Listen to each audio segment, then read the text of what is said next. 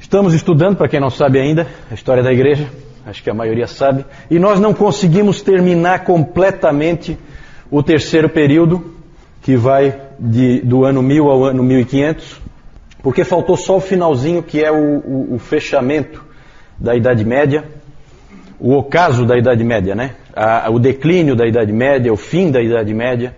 Isso a gente não tratou. É bem rapidinho, é só para a gente dizer o que vai acontecer e por que o mundo vai mudar. Por que vai deixar de ser Idade Média, certo? Isso é interessante a gente falar, porque tem influência sim na chegada da Reforma.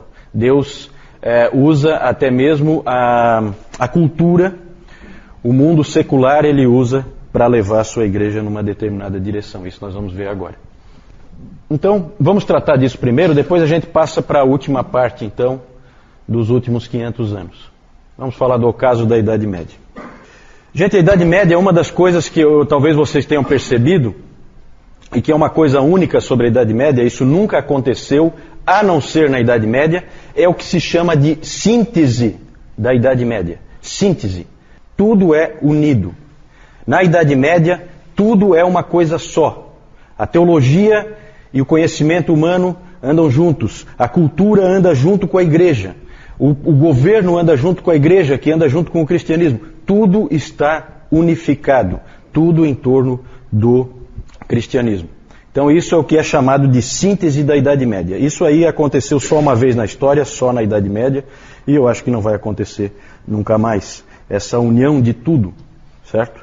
Claro que Deus tinha algum propósito com isso, que é difícil para a gente imaginar qual seja, mas algum propósito ele tinha. Outra coisa que também a gente percebe, que vocês já perceberam no nosso estudo, é que Deus confinou o cristianismo na Europa.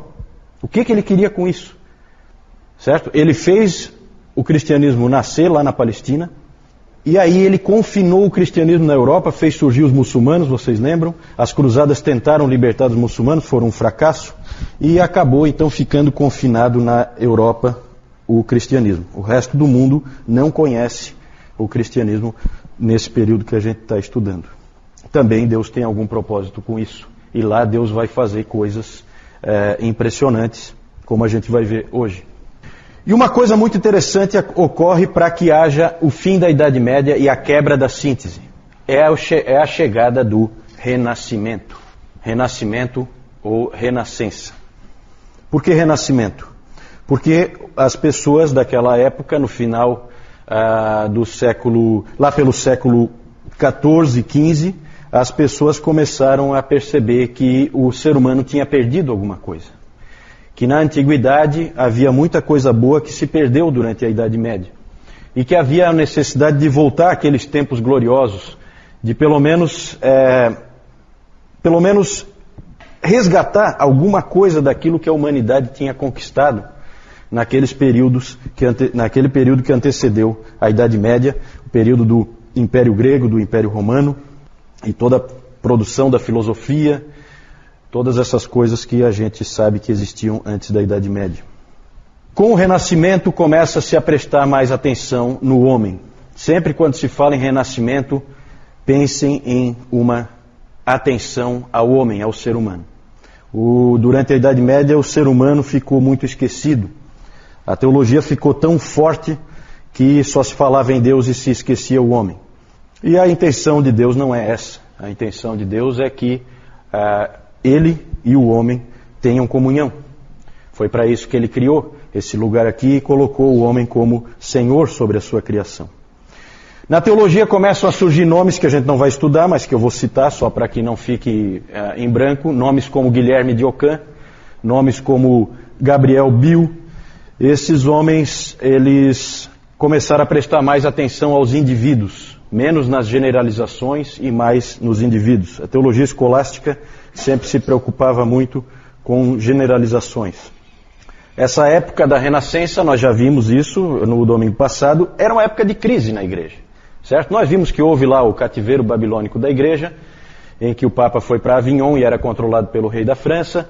Nós vimos que chegou a ter 2 papas, nós vimos que chegou a ter 3 papas, nós vimos o baixo nível moral, teológico, o baixo nível em todos os sentidos do papado e de toda a estrutura da igreja.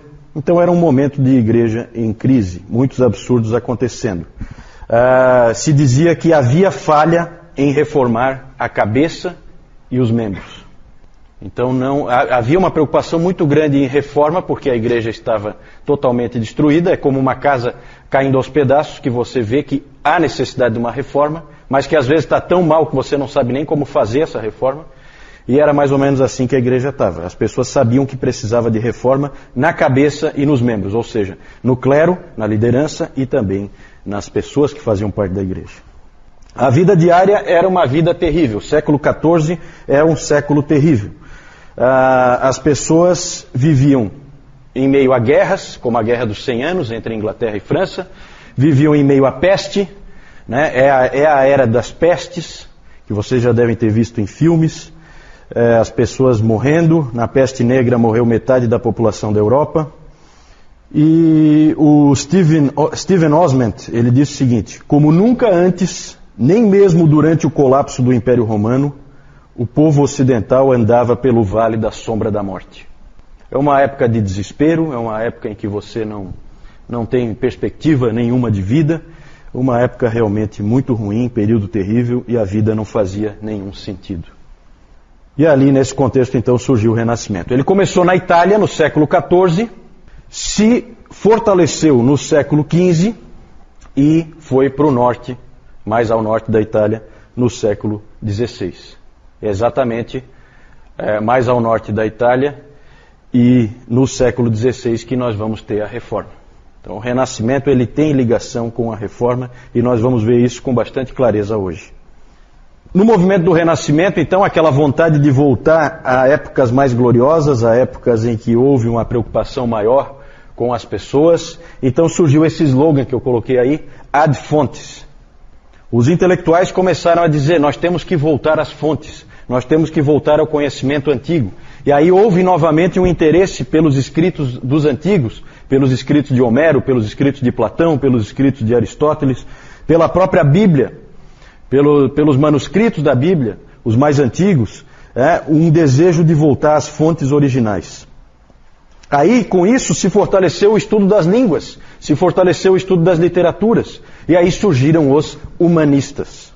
Depois nós vamos falar um pouquinho mais dos humanistas, certo? Humanistas, depois eu vou explicar melhor, não tem o mesmo sentido que tem para nós hoje, certo? Hoje para nós tem uma conotação negativa, não é esse sentido o que havia naquela época. Também passou a haver um interesse maior na retórica, na beleza da linguagem, de novo um interesse em escrever de uma maneira mais bonita, mais atraente, não aquela coisa morta do escolasticismo que nós vimos no domingo passado. E, claro que isso vai ter um impacto na teologia também, porque as pessoas começam a escrever diferente, e os reformadores escrevem diferente dos teólogos escolásticos. Mudam também as artes, muda a arquitetura, o homem volta a ter valor, então começam a surgir construções, né, Adriana? Começam a surgir nessa época construções com proporções humanas, então você começa a ver capelas com alturas mais adequadas ao ser humano, certo? Porque antes disso, na Idade Média, se fazia catedrais gigantescas em que o pé direito era absurdo, como dá para ver ainda hoje, para dar aquela ideia de que ali é um lugar em que Deus está, então é colocado bem lá em cima. Isso mudou, houve transformação nas artes, houve transformação na arquitetura. Depois vou mostrar alguns exemplos para vocês. O exemplo melhor para a gente fixar é a estátua de Davi do Michelangelo. Porque o que o Michelangelo fez quando ele fez aquela estátua de Davi? Ele fez um homem com uma cabeça e mãos desproporcionais. Claramente desproporcionais. Isso é proposital. Certo? Por quê? Porque ali há o quê? A valorização, novamente, do ser humano. No seu intelecto e na sua capacidade de produzir. Certo? Não pensemos, como algumas pessoas pensam, que os humanistas e que o renascentismo era anti-Deus. Ele não é anti-Deus. Ele é a favor do homem. Ele não é contra Deus. Certo? Algumas pessoas elas confundem o renascimento com o iluminismo. O iluminismo, esse sim, esse a gente pode dizer que foi um movimento contra Deus. O renascimento, não. Vamos ver aí algumas ilustrações. Na Idade Média, por causa do clima que as pessoas tinham, a arte era comumente era assim, ó.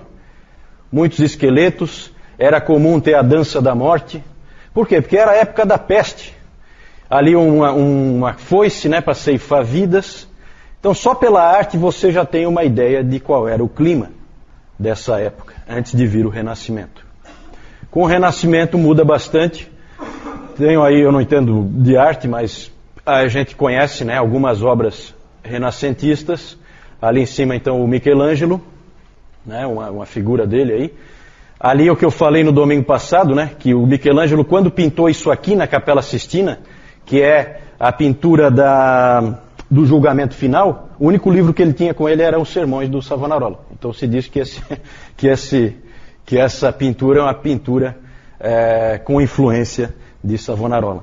Ali é interessante, não dá para vocês verem aí, mas sempre tem esses fatos pitorescos, né?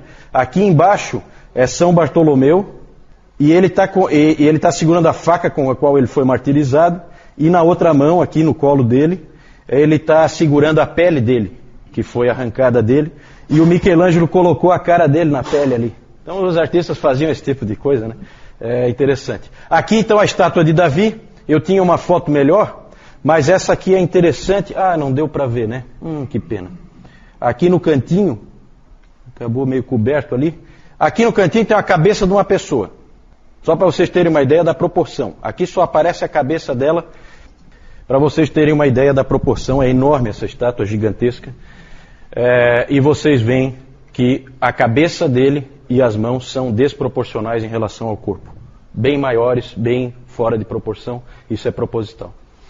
Claro que quando se fala em Renascença não se pode nunca deixar de falar de Leonardo da Vinci. E aí vocês veem de novo a valorização do ser humano. O homem como é que é o nome desse homem aí que me ajuda? Vitruviano. Obrigado. O homem vitruviano, exatamente. Porque ele usou nesse homem aqui, o Da Vinci, ele usou as proporções que o Vitrúvio tinha dito como as ideais do ser humano, né? A Mona Lisa, que todo mundo conhece, o quadro da Última Ceia, né? Nessa época, só para vocês terem uma ideia do impacto dessa época, com a Renascença começa-se a pintar as pessoas como elas são. Isso não acontecia antes. As pessoas passaram a ser retratadas. Então hoje quando a gente tem a fotografia em que a gente vê como uma pessoa era, a gente tem muito a dever para a Renascença, porque na Renascença surgiu essa ideia, não, vou pintar o indivíduo como ele realmente é. E aí ele fica ali e tal, o pintor vai e pinta como ele é. Então daqui para frente as figuras que a gente vê são como a pessoa era realmente, diferente das figuras que a gente viu até agora, que eram mera imaginação, né? Então é isso. O Renascimento é importante, nós vamos voltar um pouco nele, agora quando a gente vai falar da Reforma e da Igreja Moderna.